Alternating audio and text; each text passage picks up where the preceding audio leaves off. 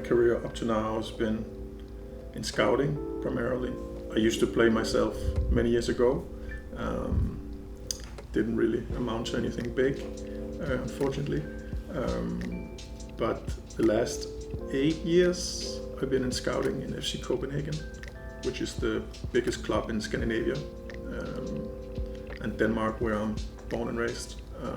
And since July 2024, I've been the technical director of LA Galaxy, and enjoying life day by day. So my mornings are usually like very basic emails, looking at playlists or stuff that our scouts send us, and hopefully they're fallen in love overnight or seen something interesting that hopefully can be of use for the club going forward. Around 9:15 I go to watch the academy practices. I think it's important, first of all for me to have a look and to have a feeling day to day on what's going on with the high performing players, with the groups, with the coaches.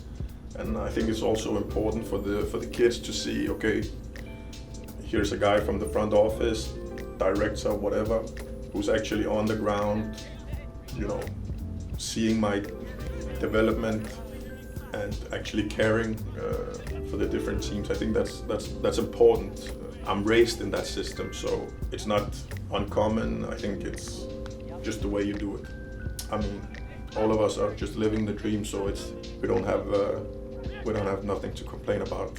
We have to win some more games, we have to win the championship, but we'll get there, I'm sure.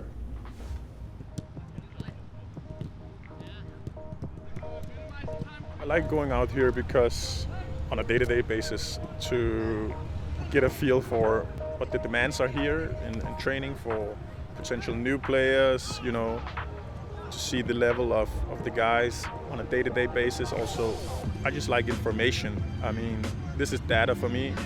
I just like being on top of things and always be present. I think it's important also for the players and the staff, both on the academy but also on the first team. I think it's creating the best environment for all of our guys, not only the first team guys but also the academy.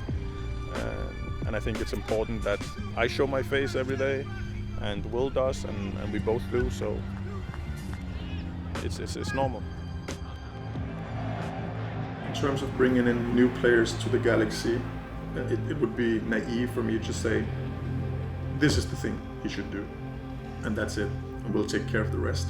I think a player like Gabriel, we want players who are eager and passionate about improving and winning. I think it's second to none in terms of be aware that you need to better yourself every day. And Gabriel is a wonderful, wonderful human being and a wonderful example of a player being able to do these things. And he should be a role model for all the kids in the academy because he's here every day putting in the work. Obviously, now that we know him, it's easy to see. It's more difficult in the scouting process or in the recruiting process to actually get that feeling for the player. How hard does he really want it? With experience, you can sort of see those things without getting them in front of your eyes. So I would say stuff like that, it's really, really important, especially with the younger kids and especially with the older, with the guys top in the squad, that they're here for a reason. It's to win. It's not to, the last year in the professional career. It's nice city, it's nice life, it's good weather, the money is decent. We need leaders, we need guys who are here to do one thing, two things: make the group better and win. Only thing that matters. Win, win, win.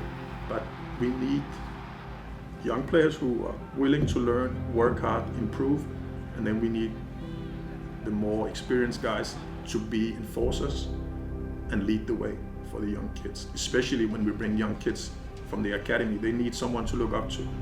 So that's what we are looking for. We have that in some capacity already, which I think is great. I want even more, either from the guys we already have or from people outside, of course. there's always going to be a rotation inside a squad, and players are going, players are coming in. It's natural, but I think it's important that we get these enforcers to lift everybody.